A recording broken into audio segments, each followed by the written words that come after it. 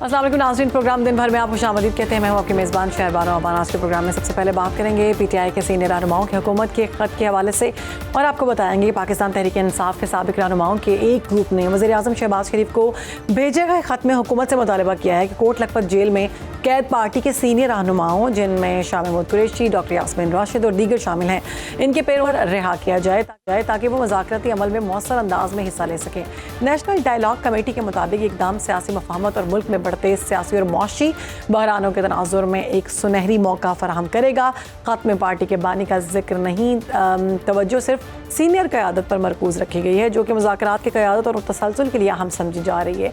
कैद रहनुमाओं की रिहाई से एतमाद साजी में मदद मिलने के साथ फरीक़ैन के दरमियान मस्बत और एतमाद पर मबनी माहौल पैदा होगा, जो मुल्क में सियासी इस्तेहकाम के लिए ज़रूरी है।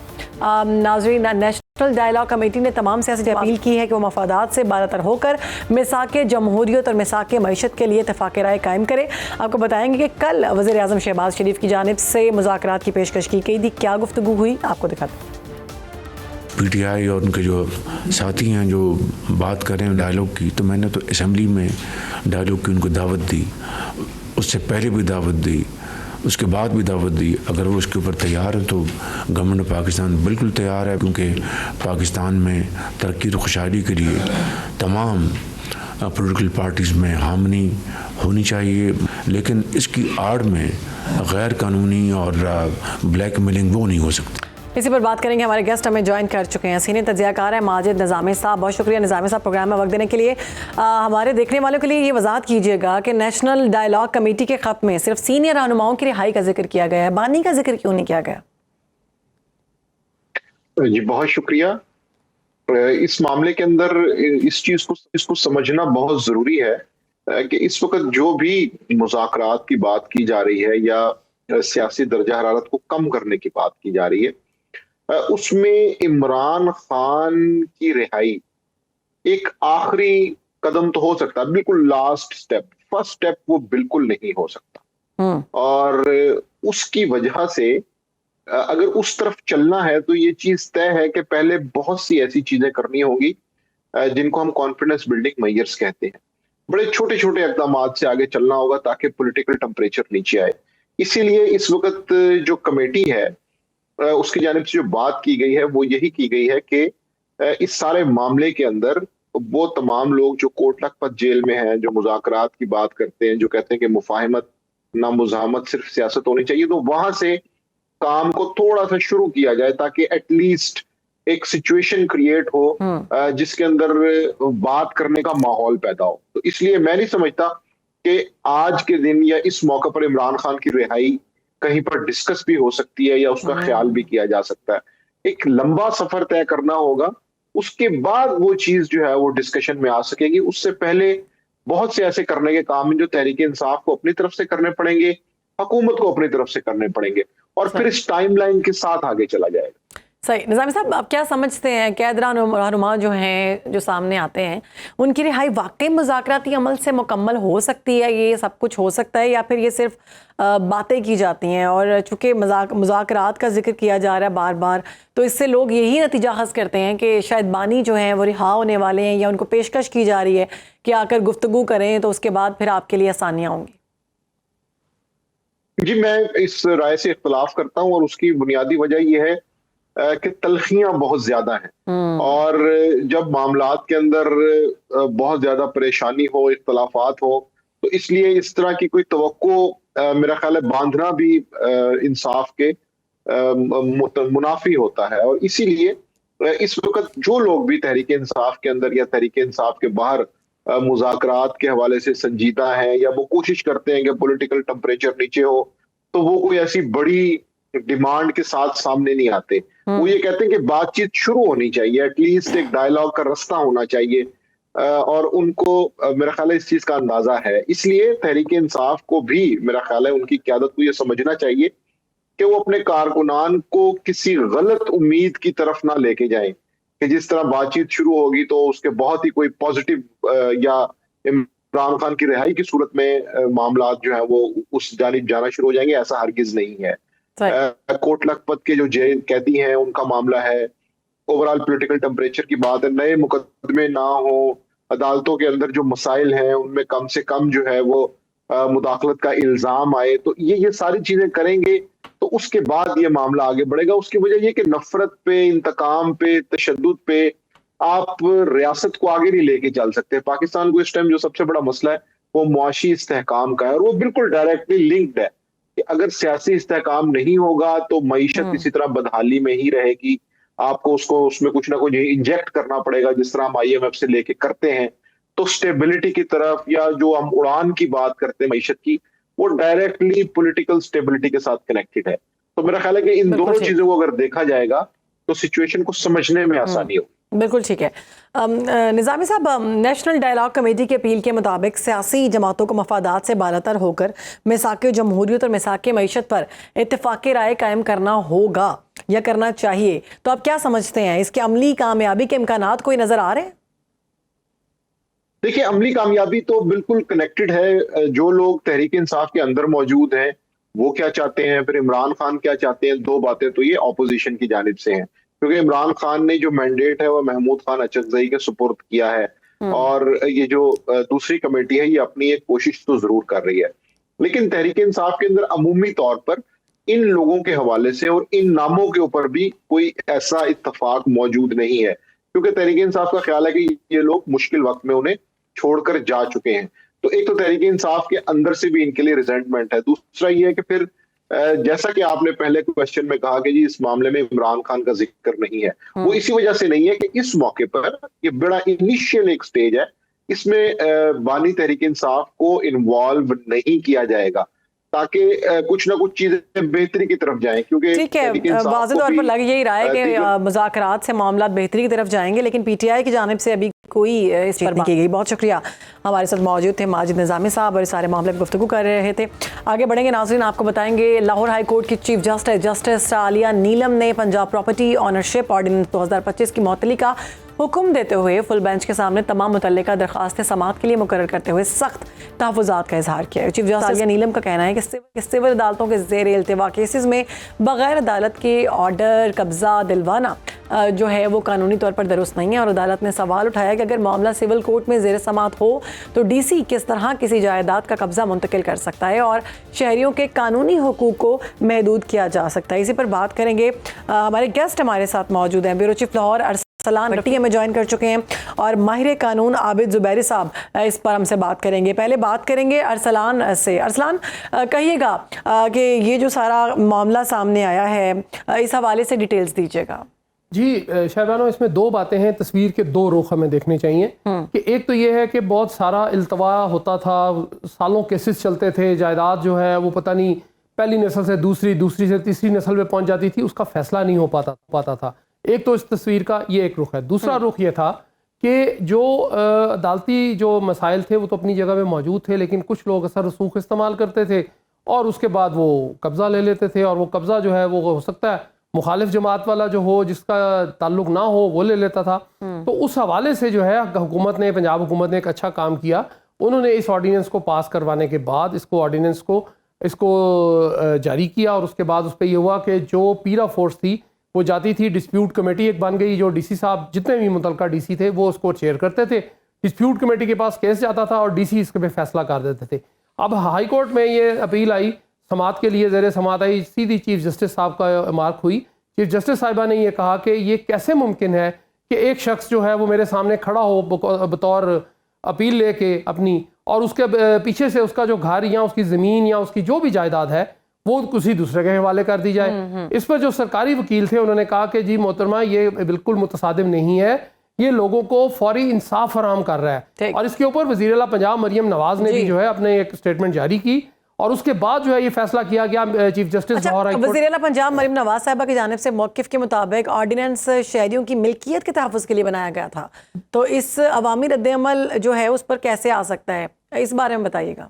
جی بالکل، اس میں یہ تھا کہ جن لوگوں کی تو جائیداد کے کیسز پھنسے ہوئے تھے سالہ سال عدالتوں میں، وہ تو بہت خوش ہوئے، اور جن کے ابھی جانے تھے ان کو یہ تحفظ تھا کہ شاید جو DC صاحب ہیں وہ اپروچ ہو جائیں گے اور وہ ان کو زور آزمائی کر لیں گے، یا وہ پولیٹیکل ہو سکتا ہے انفلوئنس میں آ جائیں، جو کہ عموماً نہیں ایسے ہوتا، لیکن اگر وہ آ جائیں تو ان کے خلاف فیصلہ آئے گا. تو ان لوگوں نے پھر یہ اپیل کی، عدالت میں کی، اور عدالت میں یہ فیصلہ کیا گیا جی کہ اس پہ فل بینچ بنایا جائے اور جتنے کیسز بھی ہیں ڈی سی صاحب متعلقہ جو ادارہ جو کورٹ ہوگا جو بھی کورٹ ہوگا اس میں وہ اپنی اپیل دائر کریں گے یا وہ کیس کا جو اس کا نمبر ہے یا نام ہے اس کو وہ ریفر کریں گے, وہاں سے فیصلہ آنے کے بعد ہی ڈی سی صاحب کچھ کریں گے. لیکن اور جتنے قبضے واگزار کرائے گئے وہ سارے کے سارے واپس کرائے گئے ہیں. یہ بڑی خبر ہے. اچھا عابد زبیری صاحب آپ کی جانب آؤں گی.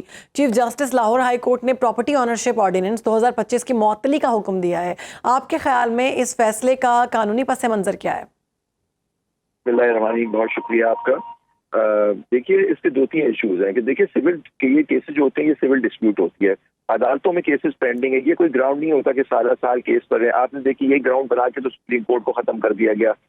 تو اب یہ کوئی گراؤنڈ نہیں ہوتا کہ جی کوئی سال پینڈنگ ہے. لیکن جو بھی ڈسپیوٹ ہوتی ہے اس کا حل یہ ہوتا ہے کہ اس میں شہادت آتی ہے, اس کے بعد سیٹل ہوتا ہے. بالکل بات صحیح ہے کہ یہاں ٹائم لگتا ہے, لیکن اس کا یہ مطلب بھی تو نہیں کہ عدالتوں کو ختم کر دے کیسز پینڈنگ ہے. اور آپ ڈی سی صاحب ویسی انفلوئنشل وہ افیکٹ کنٹرول میں ہوتے ہیں ایگزیکٹو کے, وہ فیصلہ کریں. اس کا ایک ٹرائبیونل بنا دیا گیا. ٹرائبیونل کے فیصلے سے وہ ہائی کورٹ میں ڈویژن بینچ کے سامنے آ گیا 2 ججوں کے سامنے. تو دیکھیے اس کے اندر یہ جو پالیٹکس ہے نا وہ حاوی ہو گئی. اور آپ دیکھیے ایک اور کو یاد ہوگا یہ جو انلیگل ڈسپوزیشن یا اس طرح کے قبضے کے کیس ہوتے ہیں, ایک اور ایکٹ موجود ہے 2007 سے ہماری اسٹیچوٹ بک سے, انلیگل ڈسپوزیشن ایکٹ 2005. اس کے اندر بھی اگر آپ کے اس طرح کوئی قبضے ہو جاتے ہیں, ناجائز قبضے ہوتے ہیں, تو کورٹ کے پاس پاور ہے کہ وہ کمپلینٹ فائل کرتے ہیں. اس کے بعد وہ جا کے اس پہ قبضہ دلوایا جا سکتا ہے, موجود ہے اس کو بھی کمی آئے اور اس کو سیکھ سکتے ہیں. لیکن تو ججوں کا کیا کام رہے گا؟ یہ سول ڈسپیوٹس میں فیصلہ کرے گا, ڈی سی اس کا فیصلہ کرے گا جو خود حکومت کے اس میں ہوتا ہے. اور آپ دیکھیے کہ زیادہ تر جو قبضے ہوتے ہیں یہ سوسائٹیز کر رہے ہوتے ہیں, اور سوسائٹیز جو ہوتی ہیں وہ آپ دیکھیں وہ زیادہ تر انہیں پولیٹیشینس کی انفلوئنشل لوگوں کی ہوتی ہے. تو ان کے خلاف جا کے آپ کہاں سے ان کو ریلیف ملے گی؟ وہ لوگ جن سے قبضے ہو جائیں گے. تو ایک یہ بھی ایشو ہے. تیسری بات, ایک ہائی کورٹ نے تو ابھی فائنل حتمی فیصلہ تو نہیں کیا ہے, اور آرڈیننس کو دیکھنے کے آئین و قانون کے حساب سے صحیح ہے. لیکن آپ دیکھیے چیف جسٹس صاحبہ کی برائیاں شروع ہو گئی, ان کے اوپر شروع ہو گئی کیونکہ. اور دیکھیے پاکستان بار کاؤنسل نے, جس کا میں بھی ممبر ہوں, اور سپریم کورٹ بار ایسوسیشن نے سپورٹ میں کرایا کہ قانون صحیح نہیں ہے, اور چیف جسٹس صاحب نے جو فیصلہ کیا ہے سسپینشن. ٹھیک, عابد زبیری صاحب ٹریبیونلز کے حوالے سے بتائیے گا. فیصلہ تو سامنے آ گیا ہے لیکن وہ فعال کیوں نہیں ہو پا رہے؟ اور فل بینچ کی تشکیل اور چیف جسٹس کے سخت ریمارک سے آپ کیا سمجھتے ہیں؟ عدلیہ کا شہری حقوق کے تحفظ کے حوالے سے کیا پیغام سامنے آتا ہے؟ ٹرائبیونل کے اپنے لوگ, اپنی مرضی کے لوگ گورنمنٹ اپوائنٹ کرے گی جس سے جہاں کی جائے گی. اور کون لوگ ٹھیک ہے, سارے معاملے پر یہ فیصلہ سامنے ہے. بہت شکریہ. عابد زبیری ہمارے ساتھ موجود تھے, ماہر قانون, اور رفیق بھٹی, بیورو چیف لاہور, اس سارے معاملے کے حوالے سے ہمیں ڈیٹیل بتا رہے تھے. ناظرین آگے بڑھیں گے. ایک افسوسناک خبر سامنے آئی ہے کہ لیبیا کے فوجی سربراہ محمد علی احمد الحداد اور ان کے 4 دیگر اعلیٰ عسکری حکام ایک طیارے کے حادثے میں ہلاک ہو گئے. طیارے پر لیبیا کی زمینی فوج کے کمانڈو, فوجی سامان بنانے والے ادارے کے ڈائریکٹر, چیف آف سٹاف کے مشیر اور چیف آف سٹاف کے دفتر کے فوٹوگرافر بھی موجود تھے. یہ حادثہ جو ہے وہ ترکی کے دارالحکومت انقرہ کے جنوب میں 70 کلومیٹر کے فاصلے پر پیش آیا. اس حادثے کے بعد لیبیا نے 3 روزہ قومی سوگ کا اعلان کیا ہے. ترک حکام نے طیارے کے بلیک باکس کو بازیاب کرا لیا اور تحقیقات اس پر جاری ہیں. اسی پر بات کریں گے. ہمیں جوائن کیا ہے دفاعی تجزیہ کار ہیں ایئر کوموڈور خالد چشتی صاحب. خالد صاحب بہت شکریہ پروگرام میں وقت دینے کے لیے. ابتدائی معلومات کے مطابق حادثہ جو ہے وہ تکنیکی خرابی کا نتیجہ بنا ہے. کیا آپ سمجھتے ہیں کہ اعلیٰ فوجی وفد کے ساتھ ایسا ٹیکنیکل ایشو ہو سکتا ہے یا پھر معاملہ کچھ اور ہے؟ بہت شکریہ شہربانو, آپ نے انوائٹ کیا. دیکھیے ابھی تو بہت جلدی ہے یہ کہنا, لیکن ابھی تک جو انیشل اطلاعات آئی ہیں اس کے مطابق تو یہ الیکٹرل پرابلم بتایا گیا ہے. اور یہ کیونکہ مشین ہے جہاز, اور اس کے اندر بہت سارے کمپوننٹس ہوتے ہیں, الیکٹرانکس ہوتی ہیں, کمپیوٹرز ہوتے ہیں, کوئی بھی مال فنکشن کر سکتا ہے. اور بہت انسیڈنٹ ہسٹری میں سے ہیں جو بڑے بڑے صدور یا وزیر اعظم یا بہت سارے لیڈرز کریش کا سامنا جن کو کرنا پڑا. اور اس کا یہ بیک گراؤنڈ یہی ہے کہ یہ جہاز نارمل ٹیک آف کیا تھا, لیکن اس سے پہلے ہمیں بیک گراؤنڈ جاننا چاہیے کہ لیبیا میں مسئلہ کیا ہے. دیکھیے 2011 میں جب سے معمر القذافی کی حکومت ختم کی گئی تھی, اس کے بعد یہ انٹیگریٹڈ آرمی جو مختلف ملکوں میں اگر آپ صورتوں میں دیکھتے ہیں, یہ وہ والی آرمی نہیں ہے. یہ آلریڈی ڈیوائیڈڈ ہے, اور خاص طور پر 2 حصوں میں ڈیوائیڈڈ ہے, ایسٹرن لیبیا اور ویسٹرن لیبیا. जिसका मतलब ये है कि ये ग्रुप्स हैं, मिलिटेंट ग्रुप की शक्ल है, लेकिन उनको मिलिट्री का नाम दे लें, लेकिन वो एक दूसरे को जायज़ नहीं मानते। ये जो जनरल साहब थे, जनरल हदाद, ये निस्बतन कम अनडिस्प्यूटेड थे, यानी इनकी इज्जत थी मुख्तलिफ शोबों में भी, हुकूमत में भी, गवर्नमेंट जो फॉर्मल है उसको भी बज़ाहिर एक्सेप्ट भी करती थी, लेकिन फ्रेगमेंटेशन जरूर थी, इसमें कोई शक नहीं है। और ये over a period of time ये सबसे ज्यादा इनका रोल ये माना जा रहा था इन दिनों में कि ये यूनाइट करने में बड़ी मदद कर रहे थे, मुख्तलिफ फ्रैगमेंट्स को एंगेज कर रहे थे जो मिलिटेंट ग्रुप्स हो चुके थे या रेबल थे जैसे कह लें, जो मानते नहीं थे हुकूमत को। तो ये उनमें एक यूनिटी बहुत ज्यादा देखना भी चाहते थे और उस पर बड़ा काम कर रहे थे। उसको बहुत झटका लगेगा। बहुत ज्यादा पहले ही लीबिया में इंस्टेबिलिटी है, जब से मुअम्मर अल कद्दाफी की हुकूमत खत्म हुई है और उनकी अपनी जान गई है। लीबिया के लोगों ने सुकून नहीं देखा, क्योंकि राइवलरी है, बहुत ज़्यादा अनरेस्ट है, ट्रस्ट डेफिसिट है, बहुत ज़्यादा हुकूमत उस तरह नहीं है एस्टैब्लिश जिस तरह की मुल्क की होती है। तो इनका बड़ा कलीदी किरदार था जनरल हदाद का। लेकिन अब देखना ये है कि आने वाले वक्तों में कोई इनकी जगह ले पाएगा। अब coming back to the accident जो आपने कहा, ये अनकरा से जो आपने कहा, ठीक कहा कि रिपोर्ट किया गया था कि इलेक्ट्रिकल फंक्शन, उसने रिपोर्ट किया है कि मेरी इमरजेंसी है, वो लैंडिंग की उसने कोशिश की, लेकिन उसी दौरान उसका जहाज का क्रैश हो गया, सारे क्रू और जनरल साहब खुद भी अल्लाह को प्यारे हो गए। अब इंक्वायरी ही बता सकती है, इन्वेस्टिगेशन के बाद आया ये कोई कॉन्स्पिरेसी थी या कोई सबोटाज किसी ने किया है, या इत्तेफाक से जो जहाज़ों में खराबियां नॉर्मल हो जाती हैं उसी का हिस्सा था, वो हमें देखना पड़ेगा आने वाले दिनों में। अभी कंफ्यूजन तो है अपनी जगह, लेकिन सर्टेनिटी से कुछ नहीं कहा सकता, पॉसिबिलिटी तो बहुत सारी निकल सकती हैं इसमें से। बिल्कुल ठीक है। हमें ज्वाइन किया है माहिर बैन अक़वामी उमूर की डॉक्टर शाज़िया अनवर चीमा साहिबा ने। डॉक्टर साहिबा, अल हदाद अक़वाम मुत्तहिदा की मफाहमती काविशों में अहम किरदार अदा कर रहे थे। उनकी अचानक मौत अमन और सियासी मुज़ाकरात पर किस हद तक मनफी असर डाल सकती है? और तुर्की लिबिया का एक अहम आपस में ताल्लुक़ है, बड़ा इत्तेहादी मुल्क करार दिया जाता है ये दोनों के जो ताल्लुकात हैं, क्या ये हादसा दोनों ममालिक के सफारती ताल्लुकात पर असर डालेगा?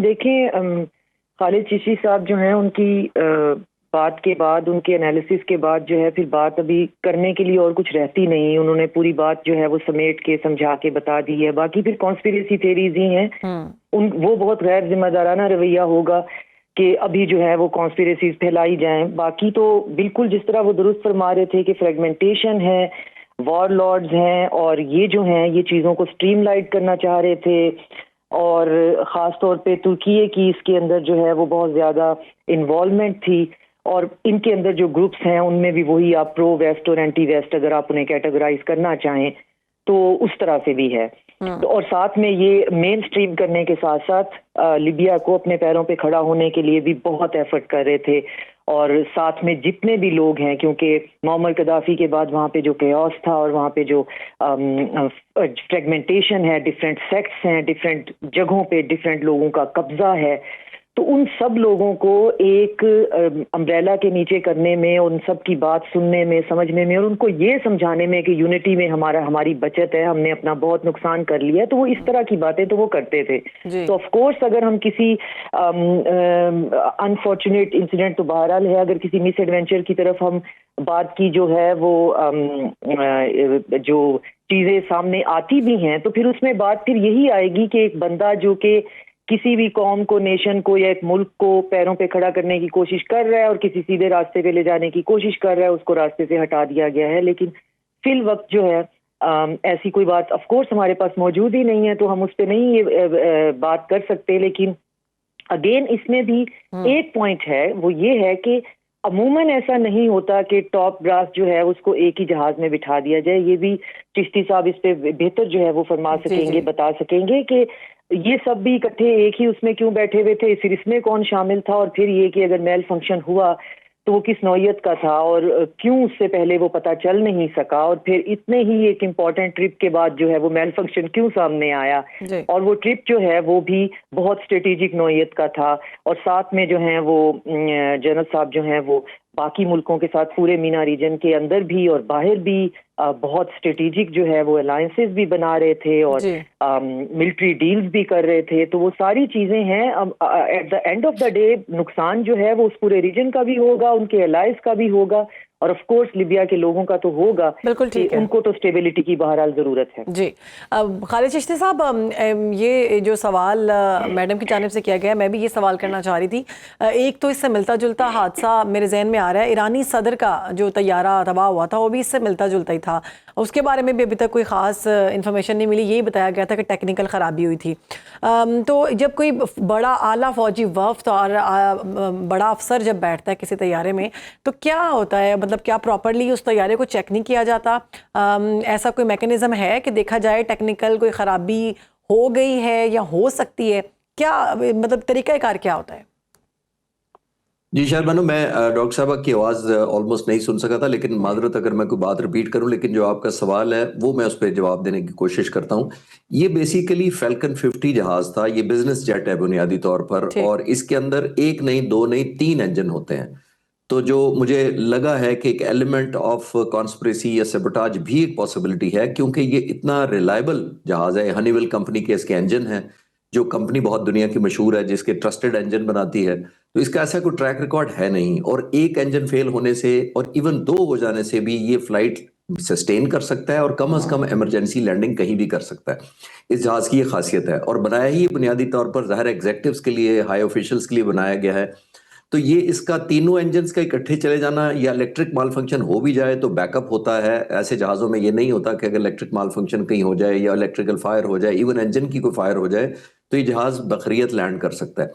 جہاں تک آپ نے یہ کہا کہ ایز پر دا پروٹوکال کہ اس کے اندر اتنے سینئر ملٹری آفیشلز ہو سکتے تھے ایک جہاز میں، دیکھیے ہمارے ملک میں بھی یہ آفیشیل رول ہے کہ آپ صدر اور وزیر اعظم جیسے اکٹھے سفر ایک ہی جہاز میں نہیں کریں گے. اگر وہ سفر کرنا ہے تو وہ 2 علیحدہ جہاز، یہ سیفٹی کے لیے کیا جاتا ہے. یہ آلموسٹ دنیا کے ہر ملک میں ہے کہ یہ اگر امریکہ کے صدر کریں گے تو نائب صدر اس جہاز میں نہیں ہوں گے سیفٹی کی وجہ سے. اب بہت زیادہ ان کا تو ظاہر ہے، امریکہ تو بہت زیادہ اپنی گاڑیاں بلٹ پروف اور کوئی تقریباً بہت زیادہ C-17 جیسے ٹرانسپورٹ جہاز کوئی 17 کے قریب لینڈ کرتے ہیں جب امریکن پریزیڈنٹ لینڈ کرتے ہیں کسی جگہ پر، جس کا مطلب یہ ہے کہ آنے سے پہلے وہ جہاز نکلتے ہیں، پھر بلٹ پروف گاڑیاں نکلتی ہیں، پھر بم پروف گاڑیاں نکلتی ہیں، پھر اینٹی فائرنگ اسکواڈ نکلتا ہے، پھر جو بھی سیکورٹی کا ان کا، دیٹ مینس وہ تو چلے سپر پاور ہے. لیکن یہ جو جہاز میں آپ سے کہہ رہا ہوں کہ فیلکن 50 یہ بہت ٹرسٹڈ جہاز ہے، اس کا ٹریک ریکارڈ بہت اچھا ہے. جیسے میں نے کہا کہ تینوں انجنز کا مال فنکشن کرنا مجھے بڑا لیس لائکلی لگتا ہے. ابھی تو انویسٹیگیشن ہے، اس لیے میں جمپ نہیں کرنا چاہتا. ڈاکٹر صاحب کی جانب سے بھی یہی سوال کیا گیا ہے کہ تمام لوگ جو ہیں ان کو ایک طیارے میں کیوں بٹھایا گیا، یہ اہم سوال ہے، اور یہ کس کے کہنے پہ سب کچھ ہوا؟ دیکھیے اس میں ایسا کوئی ٹاپ ہیڈز نہیں تھے، آئی تھنک وہ خود تھے اور ان کے فالوور تھے. لیکن جیسا لیبیا میں کرائسس ہیں، میں نہیں سمجھتا کہ وہ ایسا ملک تھا اکنامکلی بھی، ملٹریلی بھی، پروٹوکول ڈپلومیٹکلی بھی، کہ وہ 2 علیحدہ جہاز افورڈ کرتے. یہ ایک اسٹریٹ ٹرپ تھا. لیبیا کے بہت اچھے تعلقات ہیں ترکی کے ساتھ آج کل. یہی تو میں کہہ رہا ہوں کہ یہ پلانڈ اس طرح نہیں ہو سکتا، کیونکہ ان کے اندر بہت زیادہ ریولری چل رہی ہے، بہت زیادہ انریسٹ ہے. ملٹری کا کوئی سینٹرل ہولڈ جو باقی ملکوں میں ہوتا ہے اس طرح کا نہیں ہے وہاں پر. تو میرا خیال ہے اس طرح کا پلان نہیں ہو سکتا. لیکن جیسے میں نے کہا کہ یہ ریلائبل تھا، اور اس کرٹیکل سٹیج پر سے جنرل امداد کے جانا اس لیے کہ وہ بہت زیادہ کلیبریٹ کر رہے تھے، یونائٹڈ نیشن سے بھی کر رہے تھے، بہت ساری انٹرنیشنل ایجنسیز اس کو مانتی تھی. لیبین گورنمنٹ خود ان کو سب سے زیادہ پاورفل جنرل مانتی تھی اس حقیقت کے باوجود، اور ایسٹ اور ویسٹ کا بہت زیادہ کانفلکٹ چل رہا ہے. فریگمنٹڈ ان کی ملٹری ہے اس وقت، اس میں کوئی شک نہیں ہے. لیکن میرا خیال ہے کہ لیبیا کی ملٹری اتنی سٹرانگ نہیں ہے کہ وہ اتنے ایڈمنسٹریٹو یا سیکیورٹی یا سیفٹی ارینجمنٹ کرتی کہ 2 انڈیپینڈنٹ جہاز جائیں. کیونکہ اس وقت جیسے میں نے کہا کہ ان کی ملٹری بہت زیادہ لو پروفائل پر چل رہی ہے، ویپنائزیشن ہوئی ہے، فیتھ اور ٹرسٹ کا بہت زیادہ ڈیفیسٹ ہے. تو ایسے ملک جب ہو جاتے ہیں تو اس کے اندر اس طرح کی سیکیورٹی اور سیفٹی کو مد نظر رکھنا یا انشور کرنا ہر دفعہ شاید ممکن نہیں ہوتا. تو ان کے ایک ٹپیکل حالات ہے جس کے اندر ہمیں دیکھنا پڑے گا. اور اب ویسے بھی بلیک باکس مل چکے ہیں اور تمام تر تحقیقات جاری ہیں، اور جو بھی ریزن ہوگا وہ سب کے سامنے آ جائے گا. بہت شکریہ ایئر کوموڈور ریٹائرڈ خالد چشتی صاحب اور ڈاکٹر شازیہ انور چیمہ صاحبہ ہمارے ساتھ اس سارے معاملے پر گفتگو کری تھی. ایک بریک لے رہے ہیں، اس کے بعد حاضر ہوتے ہیں. ویلکم بیک ناظرین. بھارت میں کرسمس کے موقع پر افسوسناک واقعات نے نہ صرف مسیحی برادری کو خوفزدہ کر دیا بلکہ دنیا کے سامنے مودی سرکار کا اصل چہرہ بھی بے نقاب ہو گیا ہے. کرسمس جو محبت، برداشت اور بھائی چارے کا تہوار ہے، اسی تہوار کو بھارت میں انتہا پسند گروہ نفرت اور دھونس کا نشانہ بنا رہے ہیں. نئی دہلی سے مدھیہ پردیش کی بات کی جائے تو گرجا گھروں میں دھاوا بولا گیا، عبادات میں خلل اور مسیحی خاندانوں کو کھلے عام دھمکیاں دی گئیں. یہ وہ بھارت ہے جو دنیا کے سامنے سب کا साथ सबका वकास का नारा लगाता है, मगर ज़मीनी हक़ाइक़ इसके बरक्स हैं। दिल्ली में अवामी मकाम पर क्रिसमस मनाने वाले शहरियों को ज़बरदस्ती हटाया जा रहा है। मध्य प्रदेश की दुआ के इज्तिमा में हंगामा खड़ा किया गया और एक ही जुमला बार बार सुनने को मिला, टोपियाँ पहनकर क्या ड्रामा रचा रहे हो, घर में क्रिसमस मनाओ। धमकियाँ कोई इनफरादी अमल नहीं बल्कि मुनज़्ज़म अंदाज में इंतहा पसंदना ग्रोहों की जानिब से ये सब कुछ किया जा रहा है। तो इसी पर बात करेंगे। हमें ज्वाइन किया है हमारे गेस्ट ने, अब्दुल्ला अमीर गुल साहब मौजूद हैं। अब्दुल्ला अमीर गुल साहब, बहुत शुक्रिया प्रोग्राम में वक्त देने के लिए। हमने इससे पहले भी बारहा भारत के जो रवैये हैं अक़लियती बिरादरी के साथ, हमने उसको बारहा उसका जिक्र किया। अब तो इन्होंने इंतहा कर दी है कि मसीही बिरादरी के साथ उनकी ईद के मौके पर इस तरह का सलूक किया जा रहा है, क्या कहेंगे आप? बिस्मिल्लाहिर्रहमानिर्रहीम, ये तो होना था बड़ा, इट वाज वेरी क्लियर, क्योंकि आप देख लीजिए कि इससे पहले भी जो अभी यूनाइटेड नेशन की रिपोर्ट है तो ये कहती है कि जो भारत में मजहबी आज़ादी का तो कोई तस्वर ही कोई नहीं है, और दुनिया में सबसे ज़्यादा मजहबी आज़ादी को जो है वो सैबोटाज करना जो है वो सिर्फ भारत के अंदर हो रहा है। दूसरी जानिब जो है वो मुसलमानों के बाद जो है वो आपने देखा कि किस जी वो दुनिया में बात करने वाला नहीं है कि 6 मिसाइल पाक भारत जंग के दौरान जो है वो अमृतसर के ऊपर फायर किए, क्यों किए गए, ब्रह्मोस मिसाइल जो थे वो क्यों फायर किए गए, और वहां उस बात को दबा दिया गया। फिर जो है उससे पहले जो है आज से 3 साल कबल आपको याद होगा कि तकरीबन 200 जो मसीही खानदान थे उनको जबरदस्ती एक आग का अलाव जलाया गया। उसको कहा गया कि अगर तुम अपना मजहब तब्दील नहीं करोगे, हिंदुइज्म को नहीं कबूल करोगे, तो तुम्हें जो है हम इसी अलाव में फेंक देंगे। और उनकी सलीबें जो हैं उनके गलों से उतार के जो है वो वहाँ अलाव में फेंक दी गई और उनको फोर्स्ड कन्वर्जन जो है वो करवाई गई। फिर आप देख रहे हैं कि जो अभी जो जिस तरीके से जो इंतहाई अफसोसनाक वाक़यात नागालैंड के अंदर और मणिपुर के अंदर जो पेश आए, जिसके अंदर क्रिश्चियन फैमिलीज को जो है वो इतना जुल्म किया गया कि मैं वो यहाँ टेलीफोन पे बयान भी नहीं कर सकता टेलीविजन के लिए कि वो खवातीन के साथ जो सलूक था वो तो एक मतलब भेड़िए भी जो है वो ऐसा सलूक नहीं करते जो उनके साथ किया गया, और उनको गैंग रेप्स का निशाना बनाया गया, उनको जो है बेआबरू किया गया, उनको बरहना जो है वो मार्च करवाया गया। और इससे कहीं ज्यादा भारत, मकसद यहाँ ये है कि भारत की इन तमाम चीज़ों को आखिर मगरिब क्यों जो है वो हर बार नज़रअंदाज कर रहा है। एक ऐसा मुल्क जो दहशत गर्दी को फ़रोग दे रहा है, एक ऐसा मुल्क जो मजहबी आज़ादी के लिहाज से जो है वो सबसे ज़्यादा कमतर दर्जे के ऊपर आ चुका है, एक ऐसा मुल्क जिसमें हिंदुत्व की सोच जो है वो राज कर रही है। आप देखें, ज़रा मौका देखें। पहले तो यह है कि हर बार वो बाबरी मस्जिद का वाक़या हुआ, बाबरी मस्जिद के ऊपर जब दुनिया खामोश रही, हालांकि कोई उसका जवाब नहीं बनता था, फिर वो बाबरी मस्जिद का वाक़या किया गया, फिर उसके बाद जो है सोमनाथ के अंदर वाक़या किया गया, फिर उसके बाद जो है वो उन्होंने कहा कि हर मस्जिद के नीचे जो है वो मंदिर है, और वो अदालत से वो ले आते थे ऑर्डर और कहते थे इसके नीचे खुदाई कराएं ताकि मस्जिद जो है वो शहीद हो जाए, और खुदाई करें, कुछ भी नहीं निकलता था। लेकिन बार बार अदालत जो है वो यही काम कर रही थी और लोगों को जो है वो ऑर्डर दिए चली जा रही थी। इससे उनकी जो लॉलेसनेस है, जो उनकी कानून की धज्जियां उड़ गई, पूरी दुनिया ने देखा इस बात को। फिर अब उन्होंने कलीसियाओं के ऊपर जो है वो ये वारदात शुरू कर दी, सिखों के ऊपर जो है वारदातें शुरू कर दी, वहाँ जो निचली जात के हिंदू हैं, दलित, उनका जीना मुहाल कर दिया, उन लोगों को जो है वो वहाँ कत्ल कर दिया जाता है, और जो उनको छूने वाले जो हैं वो उनका जो है वो धर्म भ्रष्ट हो जाता है। तो ये तमाम बातें जो है, और फिर खास तौर पे अब आप क्रिश्चियनिटी को ही देखें तो ऑस्ट्रेलिया से कुछ लोग आए हुए थे और वो वहाँ उनको बकायदा चर्चों में बंद करके जो है वो आग लगा दी गई, और ये भारत के अंदर ही हुआ।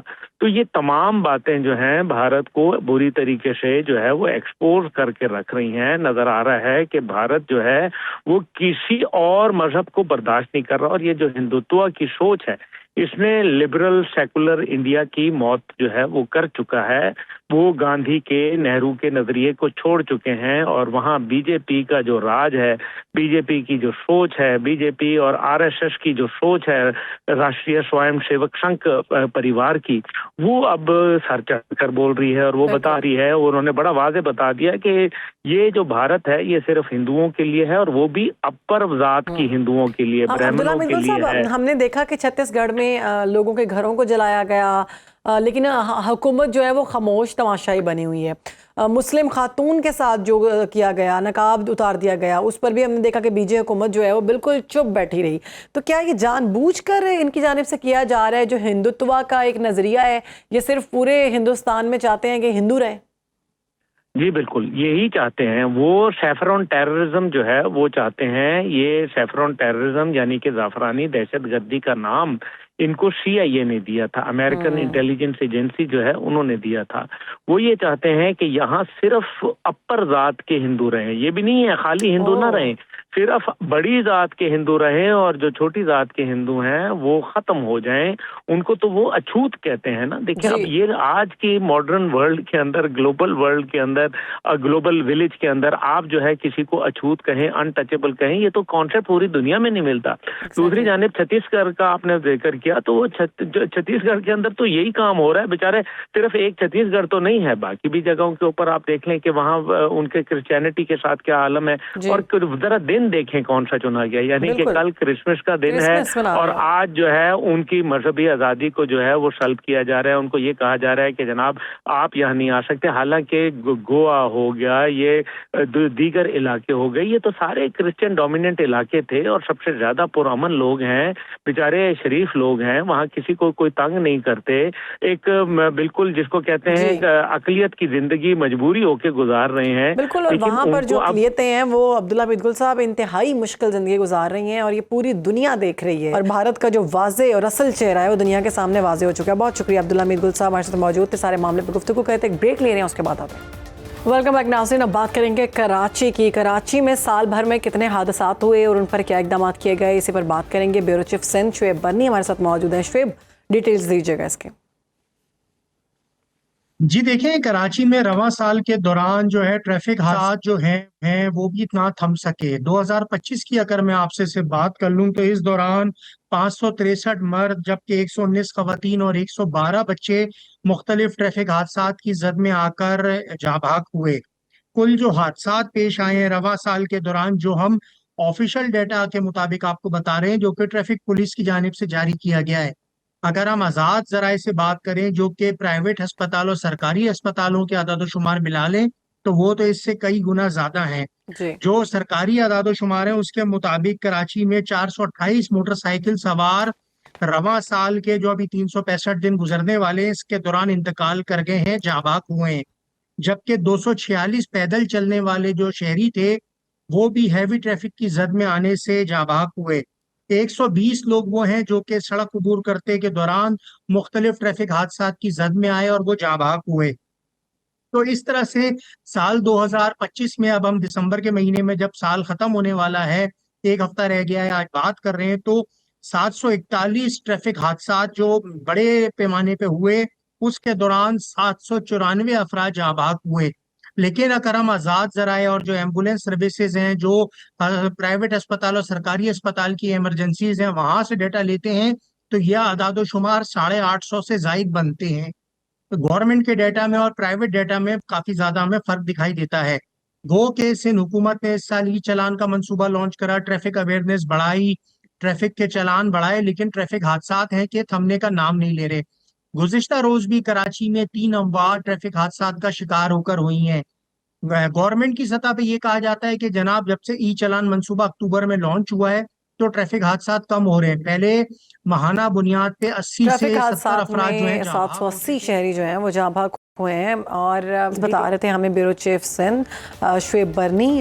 بہت شکریہ پروگرام کے حوالے سے، وہ ہمیں اس سارے معاملے پہ اپڈیٹ کر رہے تھے. پروگرام سے ہمیں دیجیے اجازت، انشاءاللہ آپ سے ملاقات ہوگی پروگرام میں. اپنا خیال رکھیں. اللہ حافظ.